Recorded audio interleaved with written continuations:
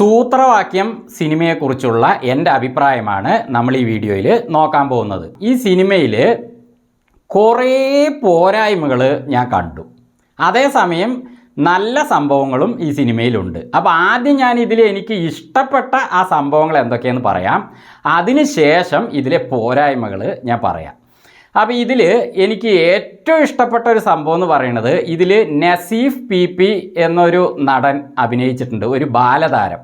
ബാലതാരം എന്ന് ഞാൻ പറയാൻ കാരണം, ബാലതാരം പറഞ്ഞാൽ ഇത്ര ബാലതാരമല്ല, ഇത്രയുണ്ട്, എൻ്റെ അത്രയുണ്ട്. പക്ഷെ ആരാന്ന് മനസ്സിലാകാതിരിക്കാൻ പറഞ്ഞാൽ നിങ്ങൾ സിനിമ കണ്ട് മനസ്സിലായിക്കോളൂ.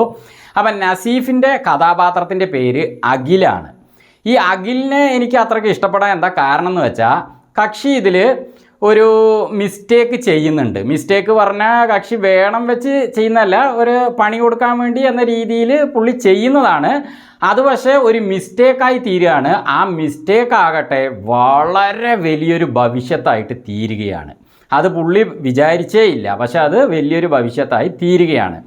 അപ്പോൾ അതുകൊണ്ട് ആ നടന്, ആ കഥാപാത്രത്തിന്, അഖിലിന് മനസ്സിലുണ്ടാകുന്ന ആ ഒരു കുറ്റബോധം, അതേപോലെ ആ വെപ്രാളം, ആ ഭയം, അതൊക്കെ, ആ വേദന, അതായത് ചുരുക്കി പറഞ്ഞാൽ മനസാക്ഷി കുത്തില്ലേ, അത് കക്ഷി ഈ സിനിമയിൽ പൊളിച്ച് ചെയ്തിട്ടുണ്ട് കേട്ടോ. പൊളിച്ച് ചെയ്തിട്ടുണ്ട് പറഞ്ഞാലും പോരാ, ഒന്നൊന്നര അഭിനയമാണ് ഈ നസീഫ് ഇതിൽ ചെയ്തിരിക്കുന്നത്. അതെനിക്ക് നന്നായിട്ട് ഇഷ്ടപ്പെട്ടു. ഇതിൽ ഷൈൻ ടോം ചാക്കോയാണ് പ്രധാന താരം. അങ്ങേരുടെ ഭാഗവും കുഴപ്പമില്ല, നന്നായി വന്നിട്ടുണ്ട്.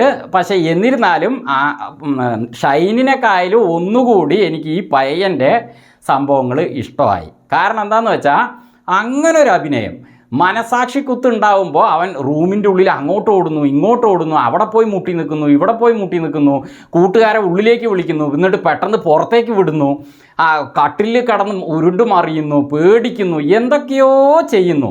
അത് എന്തുകൊണ്ടാണ് എനിക്ക് അത്രയും ഒരു ആകർഷണം അതിൽ തോന്നിയെന്ന് വെച്ചാൽ, പുള്ളിയുടെ അഭിനയത്തിൽ ഒരു ക്രൂരനായ ഒരു വ്യക്തി, ഒരു ദുഷ്ടനായ വ്യക്തിയാണ് ഇത് ചെയ്യുന്നതെങ്കിൽ അത് വിഷയമാക്കില്ല.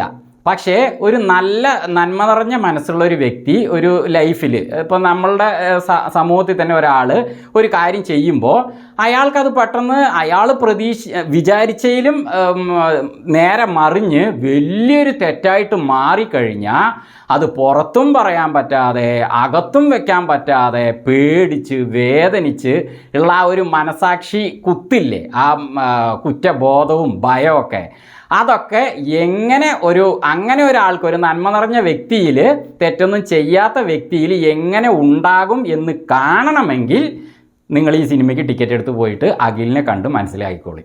കാരണം പുള്ളി ഇതിൽ അത് എത്രത്തോളം ചെയ്യാൻ പറ്റുമോ അത്രത്തോളം ചെയ്തിട്ടുണ്ട്. ആ കാര്യത്തിൽ ഈ സിനിമയുടെ ഡയറക്ടറും റൈറ്ററുമായ യൂജിയൻ ജോസ് ചിറമലും വളരെയധികം ശ്രദ്ധിച്ചിട്ടുണ്ട്. ആ കാര്യം ഈ സിനിമയിൽ എനിക്ക് ഏറ്റവും ഹൈലൈറ്റ് ആയിട്ട് തോന്നി. എനിക്കത് ഇഷ്ടമായി. നല്ല അഭിനയമാണ്. പിന്നെ മറ്റൊന്ന്, ഈ സിനിമ ആദ്യം എനിക്ക് ഈ സിനിമ ഏത് ജോണറിൽ പെട്ടതെന്ന് അറിയില്ലായിരുന്നു കേട്ടോ. ഇത് ഏത് ഗണത്തിൽ പെട്ടതെന്ന് അറിയില്ലായിരുന്നു. പോയി നോക്കുമ്പോഴാണ് ഇതൊരു മിസ്റ്ററി ക്രൈം ത്രില്ലർ ആണ് എന്ന് അവർ പറയുന്നു. പക്ഷേ അതിലൊരു കാര്യമുണ്ട്, അത് ഞാൻ പിന്നെ പറയാം. അത് ഇടവേളയ്ക്ക് ശേഷമാണ് ഈ സംഭവങ്ങളൊക്കെ വരുന്നത്, ക്രൈമിൻ്റെ കാര്യം അങ്ങനെയൊക്കെ. പക്ഷേ ആ ക്രൈം വരുന്നത് മുതൽ അതിൻ്റെ ആ ഒരു സംഭവിക്കുന്ന കാര്യങ്ങൾ, പിന്നെ അതിലുള്ള തെളിവ് ശേഖരണം, കുറ്റാന്വേഷണം, പിന്നെ ഒരു പേസ് മേക്കർ ഇതിലൊരു സംഭവമുണ്ട്. അതുമായി ബന്ധപ്പെട്ടിട്ടുള്ള, അതെന്താ സിനിമ കണ്ട് മനസ്സിലായിക്കോളെ, അതുമായി ബന്ധപ്പെട്ട ആ ഒരു കുറ്റാന്വേഷണത്തിൻ്റെ പോക്ക് ഒക്കെ നന്നായിട്ടുണ്ട്. അതിലൊക്കെ നല്ല, എവിടെ ഒരു മിസ്റ്റേക്ക് ഇല്ലാത്ത രീതിയിൽ കൃത്യമായിട്ട് തന്നെ ആ ഒരു ക്രൈമിൻ്റെ ആ കുറ്റാന്വേഷണം കൊണ്ടുപോയിട്ടുണ്ട്. അതും എനിക്ക് ഈ സിനിമയിൽ ഓക്കെ ആയിരുന്നു, നന്നായിരുന്നു. അപ്പോൾ ഈ രണ്ട് കാര്യങ്ങളാണ് ഈ സിനിമയിൽ എനിക്ക് ഓക്കെ ആയിട്ട് തോന്നിയത്. കുഴപ്പമില്ല. പക്ഷേ ഇതിൽ കുറേ പോരായ്മകൾ തോന്നി. ആദ്യം തന്നെ എനിക്ക് ചോദിക്കാനുള്ളത്, ഇതിലെ ഷൈൻ ടോമിൻ്റെ കഥാപാത്ര പേര് ക്രിസ്റ്റോ സേവിയർ, ഓക്കെ, അത് കക്ഷി മുഴുനീള കഥാപാത്രമായിട്ടുണ്ട്, ഓക്കെ. പിന്നെ ഇതിൽ വിൻഷി അലോഷ്യസിൻ്റെ കഥാപാത്രം നിമിഷയാണ്. നിമിഷയ്ക്ക് അവരാണ് ഇതിലെ ഹീറോയിൻ. പക്ഷേ ഈ ഹീറോയിന് ഈ സിനിമയിൽ എന്താണ് അങ്ങനെ പ്രാധാന്യം എനിക്ക് മനസ്സിലായില്ല. നിമിഷയുണ്ട്, അവരൊരു ടീച്ചറായിട്ട് ഇരിക്കുന്നു, എന്തൊക്കെയോ ചെയ്യുന്നു, അത്ര തന്നെ ഉള്ളൂ. അല്ലാതെ അവർ ഷൈനോളം തന്നെ പ്രാധാന്യം കൊടുത്തുകൊണ്ട് ഒരു സംഭവമായിട്ട് ഈ സിനിമ പോകുന്നില്ല. പിന്നെ ഈ സിനിമ കൊണ്ട് നിങ്ങൾ ഉദ്ദേശിച്ചത് എന്താണ്? ക്രൈം ത്രില്ലർ ആണെങ്കിൽ തുടക്കം മുതലേ അതിൻ്റെ സംഭവങ്ങൾ കാര്യങ്ങളും ഒക്കെ നമുക്ക് തോന്നണം. അതൊന്നും തോന്നാതെ ഫസ്റ്റ് ഒരു പ്രണയത്തിൽ പോലെ ആണ് ഈ സിനിമ തുടങ്ങുന്നത്. ആദ്യം നിമിഷയ്ക്കും ക്രിസ്റ്റോ സേവിയറിനും ഉള്ള ഒരു ക്രാഷ് ഉണ്ടാവുന്നു, വഴക്കുണ്ടാവുന്നു. എന്നിട്ട് അവിടുന്ന് അങ്ങോട്ട് സിനിമ പുരോഗമിക്കുന്നു. പക്ഷേ ഇവർ വഴക്കുണ്ടാവുമ്പോൾ ഉള്ള കാര്യത്തിൽ നിന്ന് മാറിയിട്ട് ഇതിൽ ഇല്ലീഗലായിട്ട് ഒരു പഠിപ്പിക്കലൊക്കെ ഉണ്ട് കേട്ടോ. ലീഗലല്ലാതെ ഇല്ലീഗലായിട്ട് ഒരു പഠനമൊക്കെ നടക്കുന്നുണ്ട്. അപ്പോൾ അതുമായി ബന്ധപ്പെട്ട് ഇവർക്ക് അത് ലീഗലായ പ്രശ്നങ്ങളൊക്കെ ഉണ്ടായി. പിന്നെ ഇവർ തമ്മിൽ പ്രണയമായി അങ്ങനെയൊക്കെ ഈ സിനിമ പോകുന്നൊക്കെ വിചാരിച്ചാൽ അതൊന്നും സംഭവിക്കുന്നില്ല. തുടക്കത്തിൽ എന്തിനോ വേണ്ടി കുറേ പഠനം കാണിക്കുന്നു, കുറേ ടീച്ചറിനെ കാണിക്കുന്നു, കുറേ കഥാപാത്രങ്ങളെ കാണിക്കുന്നു, അങ്ങനെ മൂവ് ആവുകയാണ്. അപ്പോൾ അത് എവിടെയോ ഉറച്ച് നിൽക്കുന്നില്ല ഈ സിനിമ. പിന്നെ ക്രൈം ത്രില്ലർ പറഞ്ഞാൽ ആ ഇടവേളയ്ക്ക് ശേഷം കുഴപ്പമില്ലാത്ത സംഭവം തന്നെയാണ്, അത് ഞാൻ ഇല്ല പറയുന്നില്ല. പക്ഷേ അതും എവിടെയോ എന്തോ ഒന്ന് തുടങ്ങിയിട്ട് പിന്നെ എങ്ങനെയൊക്കെ പോയിട്ട് ലാസ്റ്റ് ഒരു വിഷയത്തിലെത്തുന്ന പോലെയാണ് ആ ക്രൈം ത്രില്ലറും പോകുന്നത്. അപ്പോൾ ഈ സിനിമയിൽ തുടക്കം മുതലേ ആ ക്രൈം ത്രില്ലറിനും ബന്ധത്തോടെ ഒരു നല്ല സ്ട്രോങ് ആയി പോവുകയാണെങ്കിൽ ഈ സിനിമ മുഴുവനായിട്ട് ഇതാണ് ഉദ്ദേശിച്ചതെന്ന് പറയാം. അപ്പോൾ ഒന്നും ഉദ്ദേശിക്കാതെ എന്തൊക്കെയോ ചെയ്തിട്ട് അവസാനം ഒരു കുറ്റാന്വേഷണത്തിൽ അവസാനിപ്പിച്ച പോലെ. പക്ഷേ കുറ്റാന്വേഷണം നന്നായിട്ടുണ്ടെന്ന് ഞാൻ തുടക്കം മുതലേ പറയുകയാണ്. എന്നാൽ ആ രീതിയിലാണ് തോന്നുന്നത്. അപ്പോൾ ഒരു ഒന്നിൽ പിടിച്ചു നിൽക്കാത്ത പോലെ. സിനിമയുടെ തുടക്കത്തിൽ സ്ക്രീനിൽ ഇതിൽ കാണിക്കുന്ന പൂച്ച ഗ്രാഫിക്സിലൊക്കെ ഉള്ളതാണ്, ഒറിജിനൽ അല്ല എന്ന് കാണിക്കുന്നുണ്ട്. ഓക്കെ, അപ്പോൾ സ്ക്രീനിൽ അത് എഴുതി കാണിച്ചു. അങ്ങനെ എഴുതി കാണിച്ചിട്ടുണ്ടെങ്കിൽ എന്തായാലും സിനിമയിൽ പൂച്ച വേണമല്ലോ. പൂച്ച എവിടെ? ഞാൻ പൂച്ചയെ കണ്ടില്ല. നിങ്ങൾ ഈ സിനിമ കണ്ടിട്ടുണ്ടെങ്കിൽ, പൂച്ചേനെ കണ്ടിട്ടുണ്ടെങ്കിൽ കമൻറ്റിൽ അറിയിക്കുക കേട്ടോ. ഞാൻ കണ്ടിട്ടില്ല. പിന്നെ ഇതിലൊരു പെരിച്ചാഴിയുടെ പോലെ പിടിക്കണ പോലത്തെ ഒരു വലിയ കെണിയൊക്കെ ഉണ്ട്, അതിലൊരു സാധനം വീഴുന്ന ഒച്ചയൊക്കെ കേൾക്കുന്നുണ്ട്. പക്ഷേ അവിടെയും പൂച്ചയൊന്നും കാണിച്ചിട്ടില്ല. പൂച്ചയുടെ പോലത്തെ ഒച്ചയുമായിട്ട് തോന്നിയതുമില്ല. അപ്പോൾ പൂച്ച ഉണ്ട് എന്ന് ഇതിൽ കാണിക്കുന്നുണ്ടെങ്കിൽ ചിലപ്പോൾ നിങ്ങളിത് അങ്ങനെ ഒരു സീൻ എടുത്തിട്ട് അത് കട്ട് ചെയ്ത് കളഞ്ഞിട്ട് സിനിമ ഇട്ടതായിരിക്കാം. ഉണ്ടെങ്കിൽ എൻ്റെ ശ്രദ്ധയിൽപ്പെടാത്തതാണെങ്കിൽ കമൻറ്റിൽ അറിയിക്കുക കേട്ടോ. ഞാൻ കണ്ടിട്ടില്ല. അപ്പോൾ അങ്ങനെ സിനിമയിൽ പൂച്ചയില്ലെങ്കിൽ ആദ്യം എഴുതി കാണിക്കുന്ന കാര്യം കട്ട് ചെയ്യാമായിരുന്നു. ഇതൊരു വലിയ മിസ്റ്റേക്കല്ല, ഞാൻ അങ്ങനെ ഇത് കണ്ടതുകൊണ്ട് പറഞ്ഞതാണ്. ഇനി അടുത്തത്, ഇതിൽ ഒരു 5 പേര് ബോധം കെട്ട് വീഴുന്നുണ്ട്. അപ്പോൾ ബോധം കെട്ട് വീഴുന്ന ആദ്യത്തെ ആ ഒരു ആള് വീഴുമ്പോൾ നടന്നുകൊണ്ടിരിക്കുമ്പോൾ പെട്ടെന്ന് അങ്ങോട്ട് താഴേക്ക് വീഴുകയാണ്. അങ്ങനെ പെട്ടെന്ന് വീഴുമോ? ഒന്ന് ആൾക്ക് തല കറങ്ങുന്ന പോലെയൊക്കെ കാണിക്കും. അപ്പോൾ അതിനൊരു മ്യൂസിക്കൊക്കെ കൊടുത്തിട്ട് എന്തോ ഒരു ത്രില്ലിങ് പോലത്തെ ഒരു മ്യൂസിക്കൊക്കെ കൊടുത്തിട്ട് എന്തോ ഒന്ന് സംഭവിക്കാൻ പോകുന്ന പോലെയൊക്കെ കാണിച്ചിട്ട് ഒരു ഭയങ്കര സംഭവം പോലെയൊക്കെ കാണിച്ചിട്ടൊക്കെ വീഴണം. അതൊന്നുമില്ലാതെ പുള്ളി വീണതുപോലും നമ്മൾ അറിഞ്ഞിട്ടില്ല. കൂടെയുള്ള 2 പേര് പൊക്കുമ്പോഴാണ് അത് വീണതാണ് എന്ന് തന്നെ മനസ്സിലാവുന്നത്. പിന്നെ അതിനുശേഷം അടുത്ത ആൾ വീഴുമ്പോൾ ആൾ തലകറങ്ങിയൊക്കെ വീഴുന്ന പോലെ കാണിക്കുന്നുണ്ട്. അതൊക്കെ. പക്ഷേ ആദ്യത്തെ ആളിൽ തന്നെ അത് കാണിക്കാമായിരുന്നു ഒരു റിയാലിറ്റിക്ക് വേണ്ടിയിട്ട്. അത് ചെറിയ സംഭവങ്ങളാണ്, എന്നാലും നമുക്ക് നോക്കുമ്പോൾ തോന്നിയത് പറഞ്ഞതാണ്. ഇതിൽ മാഷ് ബോർഡിൽ ഒരു കാര്യം എഴുതി. അതേപോലെ കുട്ടികൾ സംശയം ചോദിച്ചപ്പോൾ അടുത്ത് പോയിട്ട് നിൽക്കുന്നുണ്ട്. പക്ഷേ മാഷ് ഇതിൽ എവിടെയാണ് പഠിപ്പിക്കുന്നത്? ഈ സിനിമ 2 മണിക്കൂറിൻ്റെ മേലെ ഉണ്ടല്ലോ. ഈ പഠിപ്പിക്കുന്നതിന് വേണ്ടിയിട്ട്, അതായത് ഇങ്ങേർക്ക് വേറൊരു ജോലി ഈ സിനിമയിലുണ്ട്, ഈ പഠിപ്പിക്കുന്ന ആൾക്ക്.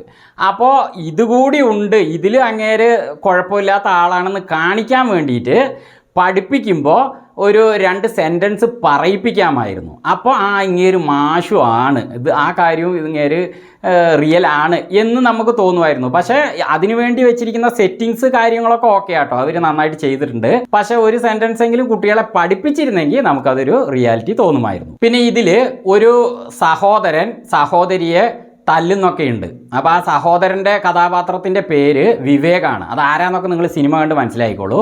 പക്ഷെ അവനത് തല്ലുന്നുണ്ടെങ്കിലും അവന് പിന്നീട് ഇത്രയും വലിയൊരു സംഭവം ചെയ്യാൻ മാത്രമുള്ള കാര്യമൊന്നുമല്ല സഹോദരിയെ തല്ലിയത് കൊണ്ട് സംഭവിക്കേണ്ടത്. അപ്പം നമ്മൾ വിചാരിച്ചതിനേക്കാളും വളരെ വലിയ രീതിയിൽ വിവേകിന് കാര്യങ്ങൾ ഉണ്ടാവുന്നു. അപ്പോൾ അത് ഒരു ഔചിത്യം തോന്നിയില്ല. പക്ഷേ സിനിമ മുന്നോട്ട് പോകും തോറും അതിൽ കുറേ ട്വിസ്റ്റൊക്കെ ഉണ്ടായിട്ട് വിവേക് ഇത് സിനിമയിൽ ഒരു കാര്യം ചെയ്യുന്നതായിട്ട് കാണിക്കുന്നുണ്ട്. പക്ഷേ ആ ചെയ്യുന്ന കാര്യം പുള്ളി അറിഞ്ഞുകൊണ്ട് ചെയ്യുന്നതല്ല, മനഃപൂർവ്വം അല്ല. അങ്ങേര് ചെയ്തപ്പോൾ അത് സംഭവിച്ചു പോയ ഒരു പോലെയാണ് കാണിച്ചിരിക്കുന്നത്. അങ്ങനെ എന്തിനാ കാണിച്ചിരിക്കുന്നത്? കാരണം വിവേകിന് ഇങ്ങനെ ഒരു സംഭവം ഉണ്ടാകണമെങ്കിൽ വിവേക് ചെയ്യുന്ന കാര്യവും അവൻ മനഃപൂർവ്വം ചെയ്ത ഒരു ക്രൂരനായിട്ട് ഇതിൽ കാണിക്കാമായിരുന്നു. അത് കാണിക്കാതെ അറിയാതെ ചെയ്ത ഒരു കാര്യത്തിന്. അപ്പോൾ അങ്ങനെ നോക്കുകയാണെങ്കിൽ ഇതിൽ ആദ്യം ഒരു കഥാപാത്രം ഇതേപോലെ ചെയ്യുന്നുണ്ടല്ലോ, അയാൾ പണി കൊടുക്കാൻ വേണ്ടി ചെയ്യുന്ന പോലെയാണ്. അപ്പോൾ അതിനേക്കാളും താഴെ തന്നെയാണ് വിവേക് അപ്പോഴും ഉള്ളത്. അങ്ങനെയാണല്ലോ പ്രേക്ഷകർക്ക് അതിൽ തോന്നുക. അപ്പോൾ വിവേക് ഒരു ക്രൂരനായിട്ട് തന്നെ കാണിച്ചിരുന്നെങ്കിൽ ഇവനിത് കിട്ടേണ്ട തന്നെയാണ് എന്ന് നമുക്ക് തോന്നുമായിരുന്നില്ലേ? അങ്ങനെ ഇതിൽ തോന്നുന്നില്ല. കാരണം വിവേകും അറിയാതെ തന്നെയാണ് കാര്യങ്ങൾ പോകുന്നത്. അങ്ങനെ അവസാനം സിനിമ കഴിഞ്ഞ് എൻഡ് സ്ക്രീനിൽ പേരിടുമ്പോൾ ഒരു പാട്ട് വരുന്നുണ്ട്. നോക്കുമ്പോൾ ആ പാട്ടും കഴിഞ്ഞിട്ട് ഇതിൽ ക്രിസ്റ്റോ സേവിയർ, ഷൈൻ ടോം ഒരു കഥാപാത്രം ചോരയൊലിപ്പിച്ചുകൊണ്ട് ജീപ്പിൽ ഇയാൾ കൊണ്ടുപോകുന്നുണ്ട്. എന്നിട്ട് അയാളോട്, അത് ആരാന്നൊക്കെ സിനിമ കണ്ട് മനസ്സിലാകും. ഈ സിനിമയുടെ അവസാനത്തെ നിമിഷമാണ് കേട്ടോ ഞാൻ പറയുന്നത്. ഇത് പലരും കണ്ടിട്ടുണ്ടാവില്ല. അപ്പോൾ ആ ഒരു സംഭവം എന്താണ്? ഈ സിനിമയുമായി ബന്ധപ്പെട്ടിട്ടുള്ളതാണോ, അല്ല ഇതിന് രണ്ടാം ഭാഗം വെക്കാൻ വേണ്ടിയിട്ട് കാണിക്കുന്നതാണോ? ഒന്നും മനസ്സിലായില്ല. അതെന്തിനാണ് കാണിച്ചതെന്ന് ഒരു പിടുത്തവും ഇല്ല. അത് നിങ്ങൾക്ക് സിനിമ കണ്ടിട്ട് മനസ്സിലായിട്ടുണ്ടെങ്കിൽ പറയാം. പിന്നെ എനിക്ക് ഈ സിനിമയിൽ തുടക്കത്തിൽ തന്നെ ഒരു പോലീസ് കോൺസ്റ്റബിൾ ഉണ്ട്. അവരോട് മറ്റൊരു പോലീസിന് ഒരു ചെറിയ അഫക്ഷനൊക്കെ തോന്നിയിട്ട് ഇവർ രണ്ടുപേരും ഒരു സ്ഥലത്തിരിക്കുമ്പോൾ അടുത്തടുത്ത് കൈയൊക്കെ വെച്ചിരിക്കുന്നതായിട്ട് കാണിക്കുന്നുണ്ട്. അപ്പോൾ അവർ കൈ കോർക്കാൻ പോവുമായിരിക്കുന്നു തോന്നി, പക്ഷേ അങ്ങനെയൊന്നും ചെയ്യുന്നില്ല. അവർ അനങ്ങാതെ തന്നെ ഇരിക്കുന്നതായി കാണിക്കുന്നു. ഇനി അതുമായി ബന്ധപ്പെട്ടാണോ അവസാനം അങ്ങനെ കാണിച്ചത് എന്നെനിക്ക് മനസ്സിലായിട്ടില്ല. എന്തായാലും അത് എന്താണെന്നൊരു തെളിവ് തരണ്ടേ? അതൊന്നും കാണിക്കാതെ അങ്ങനെ സ്ക്രീൻ ഓഫ് ആവുകയാണ്. അപ്പോൾ ഇങ്ങനത്തെ കുറേ സംഭവങ്ങൾ പോരായ്മയായിട്ട് എനിക്ക് തോന്നി. അപ്പോൾ ഞാൻ ആദ്യം പറഞ്ഞ ഈ പൂച്ചയില്ലാത്തത്, അതേപോലെ ബോധം കെട്ട് വീഴുന്നത്, മാഷ് സ്ക്രീനിൽ എഴുതാതെ പഠിപ്പിക്കാതിരിക്കുന്ന, അതൊക്കെ പിന്നെയും ചെറിയ സംഭവങ്ങളായിട്ട് ഞാൻ പറഞ്ഞു എന്നേ ഉള്ളൂ. അതൊക്കെ ശരിയാക്കാവുന്ന. പക്ഷേ ഈ സിനിമ എന്തിനോ തുടങ്ങിയിട്ട് എവിടെയോ പോയിട്ട് തീരുന്ന പോലെ വെക്കണ്ടായിരുന്നു. അപ്പോൾ അങ്ങനെ ഇതിൽ കുറച്ച് പ്രശ്നങ്ങൾ ഉള്ളത് കൊണ്ട് തന്നെ ഇതിലെ നസീഫിൻ്റെ അഭിനയവും ക്രൈം ത്രില്ലിങ്ങും ഒക്കെ ഗംഭീരമാണെങ്കിലും സിനിമ എനിക്ക് ഒരു ആവറേജ് ആയിട്ടാണ് തോന്നിയത്. ചിലർക്ക് ഈ സിനിമ വളരെ നല്ലതായിട്ട് തോന്നാം, ചിലവർക്ക് ഒട്ടും ഇഷ്ടമില്ലാതിരിക്കുക. അത് അവരവരുടെ ഓരോ ചിന്തകളാണ്. പക്ഷേ ഞാൻ റിവ്യൂ ചെയ്യുമ്പോൾ അതിലെ എല്ലാ കാര്യങ്ങളും പറയണമല്ലോ, അതുകൊണ്ടാണ് ഞാനിത് എല്ലാ കാര്യങ്ങളും പറഞ്ഞത്.